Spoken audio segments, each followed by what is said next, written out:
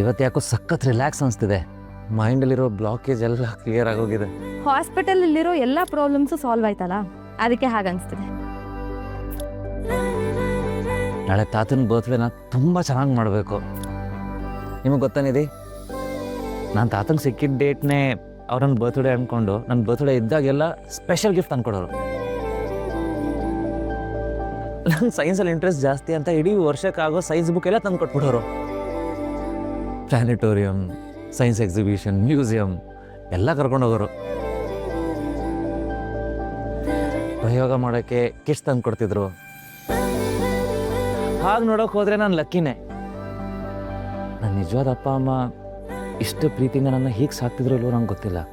ಭಗವಂತ ಏನೇ ಮಾಡಿದ್ರು ಯಾವುದೋ ಒಂದು ಒಳ್ಳೆ ಕಾರಣಕ್ಕೆ ಮಾಡ್ತಾನೆ. ನಿಮ್ಮಂಥ ಡಾಕ್ಟರು ಸಮಾಜಕ್ಕೆ ಸಿಗಬೇಕು ಅಂತಾನೆ ನೀವು ತಾತನ ಕೈಗೆ ಸಿಕ್ಕಿರೋದು. ಹಾಗೆ ನೀವು ನನ್ನ ಕೈಗೆ ಸಿಗಬೇಕು ಅಂತ ಬ್ರಹ್ಮ ಬರೆದಿದ್ದೇನೋ, ಅದಕ್ಕೆ ನೋಡಿ ಎಲ್ಲರೂ ಒಂದೇ ಕಡೆ ಸೇರಿದ್ದೀವಿ.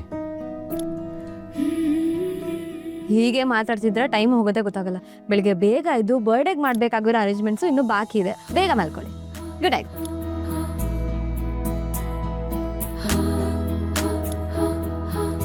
ಏನಪ್ಪ ಯಾರು ಎಷ್ಟು ಬೇಗ ಮಲ್ಕೊಳಕ್ಕೆ ಹೋಗ್ಬಿಟ್ರ? ಏನು ಮಾಡೋದು? ಏನದು ಗುಣ ಗುಣ ಅಂತಿದ್ರಲ್ಲ? ನಿಧಿ, ನೀವು ಮಲ್ಕೊಳ್ಳೋ ಮುಂಚೆ ಒಂದು ಇಂಪಾರ್ಟೆಂಟ್ ವಿಷಯ ಹೇಳೋದು ಮರ್ತಿದ್ದೆ. ಏನು? ಬನ್ನಿ ಇಲ್ಲಿ ಕೂತ್ಕೊಳ್ಳಿ ಕೂತ್ಕೊಳ್ಳಿ.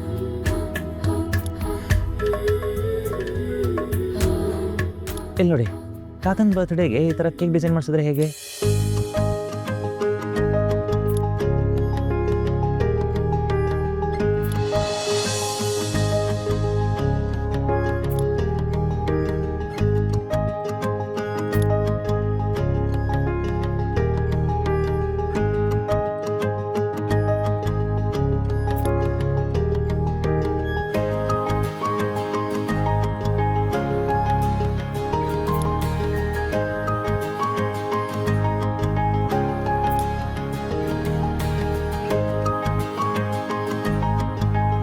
ತುಂಬ ಇಷ್ಟ ಆಯ್ತು.